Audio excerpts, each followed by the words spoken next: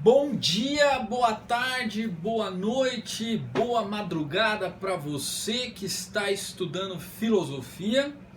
Mais uma aulinha básica de filosofia para vocês. Nós vamos estudar agora, nesse exato momento, com a sua concentração total, os filósofos gregos, os primeiros filósofos gregos, que eles são chamados de pré-socráticos, ou seja, são filósofos anteriores a Sócrates, né? Então Sócrates é um marco temporal da filosofia. Nós vamos estudar por que ele é esse marco temporal quando a gente for estudar Sócrates, tá?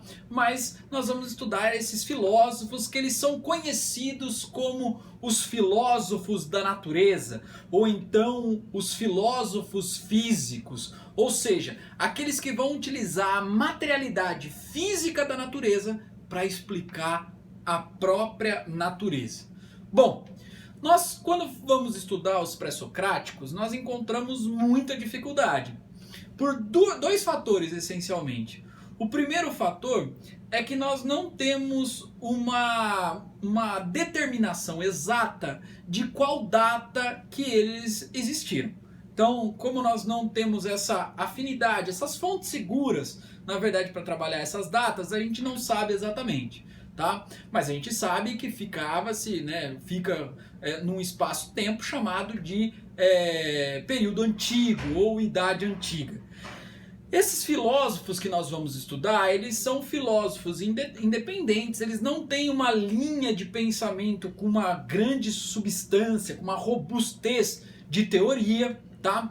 Tudo aquilo que a gente sabe sobre eles essencialmente foi publicado por um filósofo chamado Aristóteles, esse é mais famoso, porque os seus escritos, os escritos desses pré-socráticos, eles acabaram sendo perdidos ou eles não foram encontrados, e o Aristóteles tentou resgatar muito desse conhecimento desse filósofo para tentar explicar a sua própria teoria.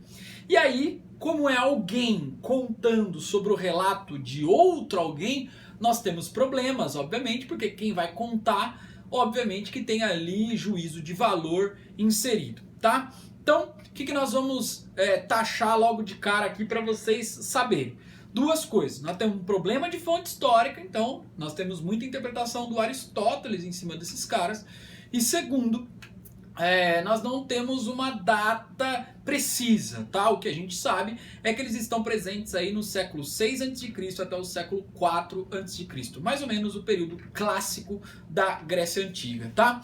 Lembrando, se você não sabe, não entendeu por que a filosofia surge na Grécia Antiga, vai para o nosso vídeo anterior, tá? Que a gente trabalha mito e filosofia e tenta entender esse processo porque ele é fundamental agora, tá?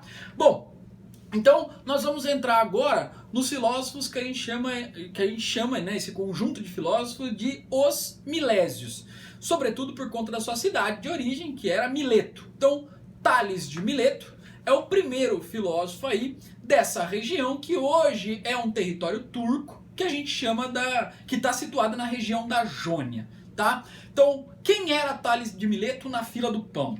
Era, na verdade, um matemático, um astrônomo e um meteorologista, ou seja, um cara que estava encantado em estudar os fenômenos naturais, tá? Então, obviamente que ele tinha preocupação em estudar a materialidade da natureza, mas ele também tinha preocupação em tentar entender da onde vinha alguns comportamentos humanos e alguns comportamentos naturais. Então, é ele o indivíduo que vai tentar romper de certa forma, mas também continuar. Olha que interessante, né? Então ele rompe e continua, né?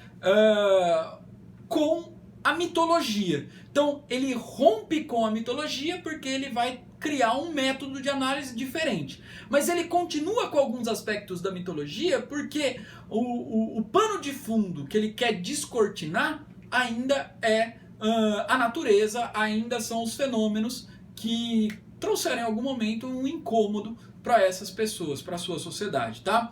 Então, olha só, no nosso slide aí, ele acredita nos deuses, Tales de Mileto é isso, mas pensa que a natureza pode ter os instrumentos necessários para a sua própria investigação. Ou seja, eu consigo explicar a natureza com os seus próprios elementos, com os elementos existentes dentro dela mesmo.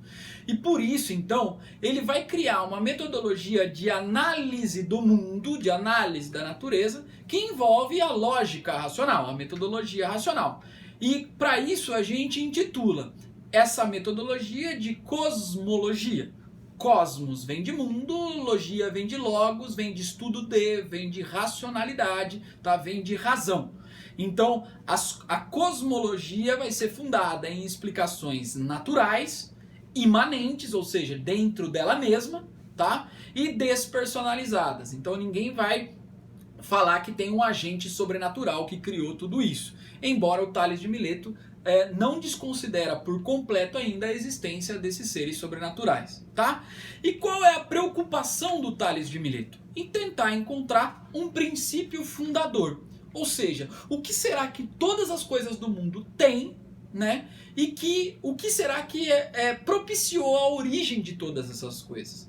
E esse princípio originário é o que os filósofos se chamam de arqué, ou arquê, tá?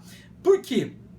Porque esse princípio originário é importante porque eles estão incomodados com uma coisa que é a constância do mundo, né? O mundo acaba modificando, às vezes se tornando permanente em alguns aspectos, tá? E eles estão preocupados em saber o que permanece nessa mudança desse mundo, tá? E aí, obviamente, ele determina aí que o que permanece em todos os seres é a água, porque todos os seres têm uma necessidade, necessitam dela para sobreviver, certo? Então, claro, é um primeiro conhecimento que a gente tem aí, né? É um conhecimento complexo também para o seu tempo, obviamente, para o nosso tempo daria até para a gente fazer uma reflexão sobre isso, mas é um conhecimento que ele tenta romper com antigas estruturas de pensamento, certo?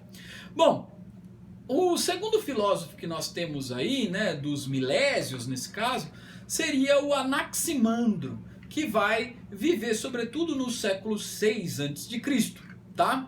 E ele vem aí, né, trazendo informações pra gente no seguinte sentido.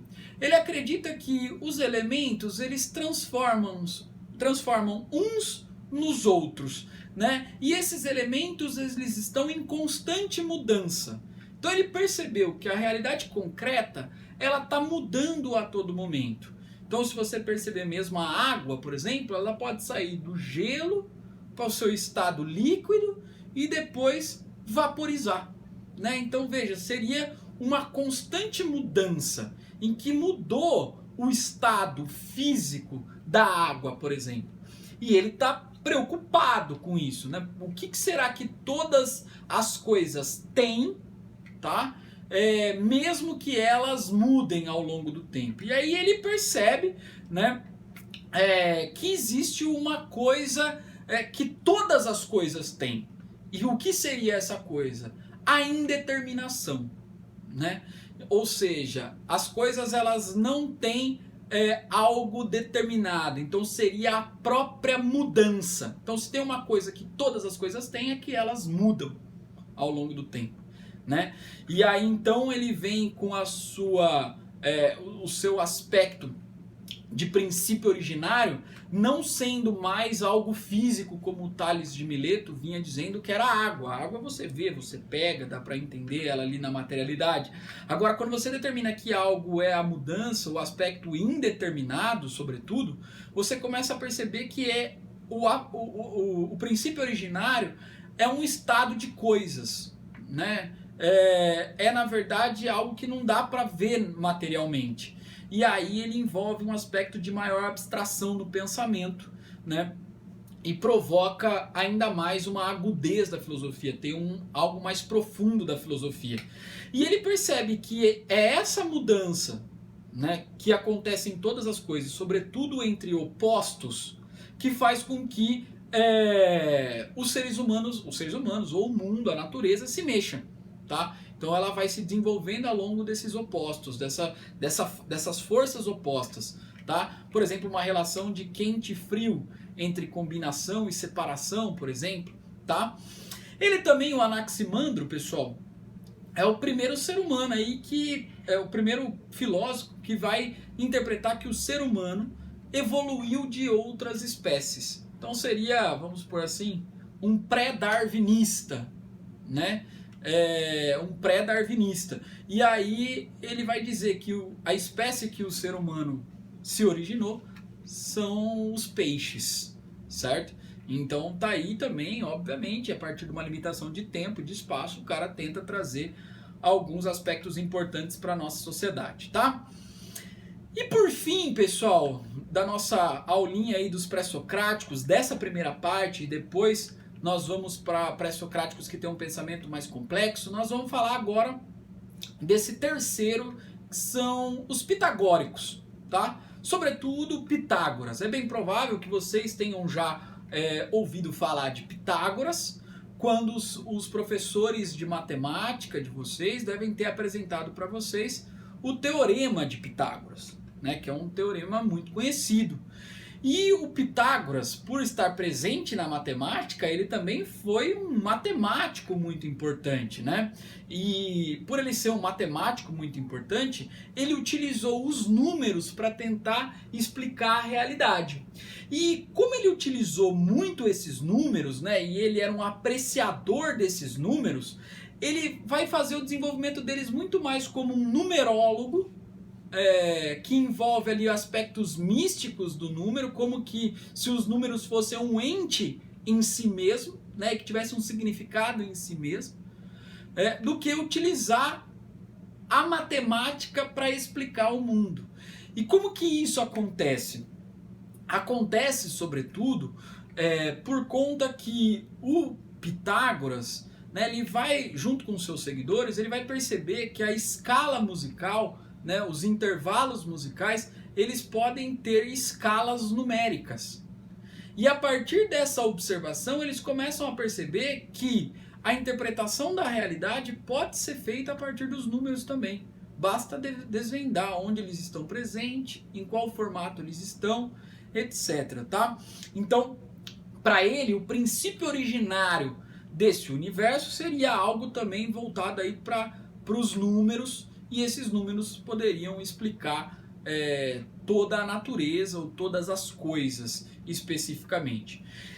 E ele tem uma informação importante que vai ser utilizada pelo Platão futuramente, quando a gente aprender sobre isso, que é um carinha que está se importando muito com a transmigração da alma. O que isso significa? Que ele acredita que quando o sujeito morre, há algo que não é físico, que existe nele, que ele chama de alma, mas que os filósofos lá também chamavam de psique, tá? E essa psique está muito mais voltada para a racionalidade do que voltada, por exemplo, para o aspecto espirituoso, como a gente conhece hoje, tá? Que vai ocupar, vamos dizer assim, outros corpos físicos. Tá? Então a alma é imortal enquanto o corpo é mortal.